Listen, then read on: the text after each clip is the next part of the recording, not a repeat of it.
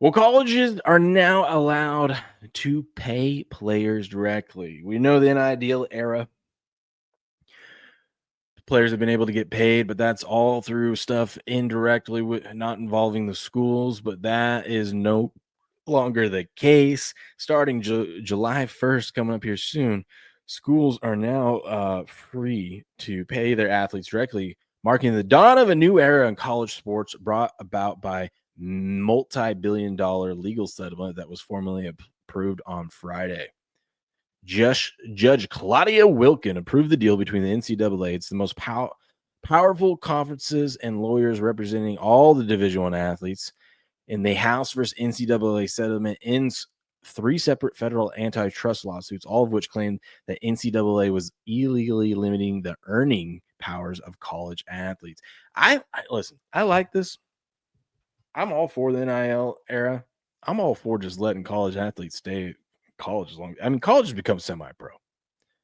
It's semi-pro now. I know a lot of people don't like it, and I understand why you don't like it, but we've got to accept that it's over. Like it's college sports is not what we knew, what it once was, and that's never coming back.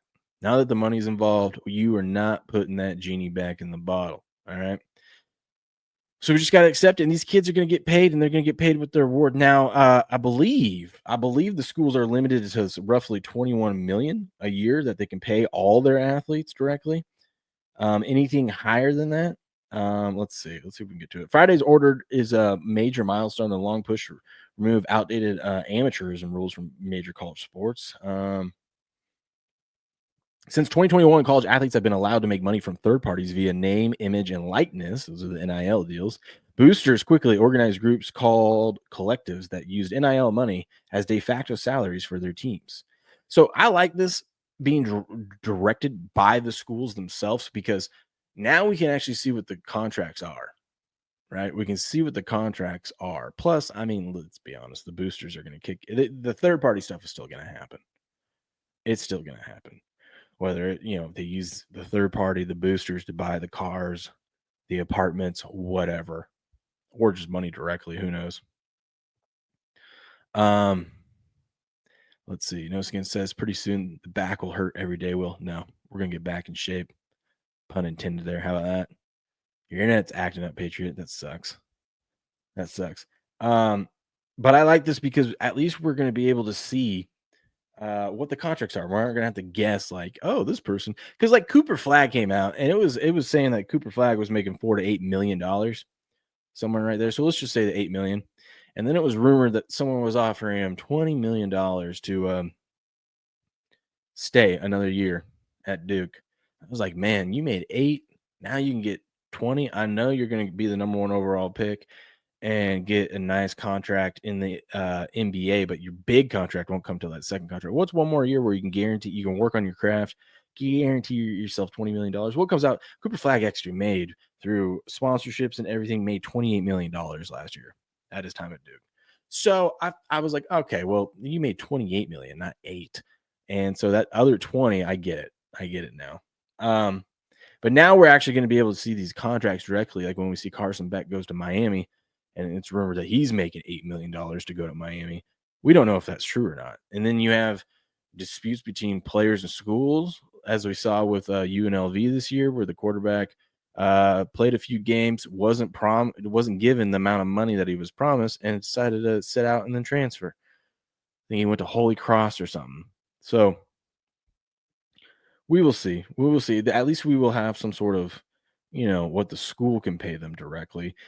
This does raise concerns, though, of Title IX is like we're going to see lawsuits right off the bat of this, because you're going to see people suing, saying that it's discrimination according to Title IX, that they aren't paying the women's sports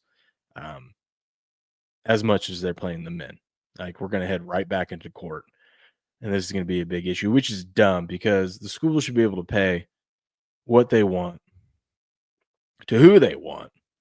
And you can back it up by the fact that every single school, what makes money is football. None of the other sports make money. Even the other male sports, baseball, all that other stuff, it doesn't make these schools money.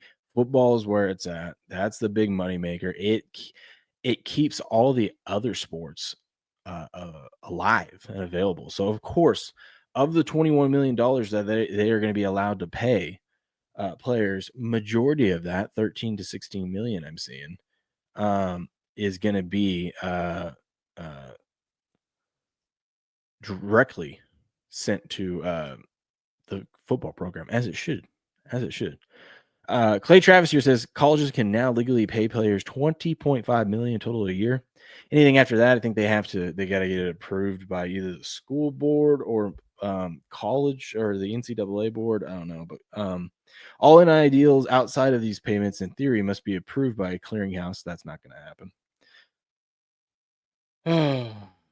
Because of and then Title IX lawsuits will almost immediately ensue because most of the 20.5 million will go to men's football and basketball.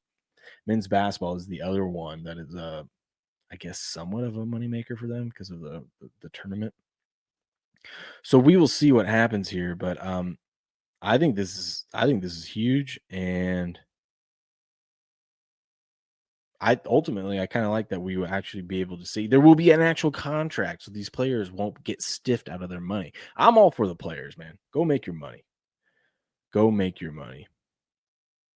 PED is going to become very popular. Yeah, that's going to be interesting. That's going to be interesting for sure.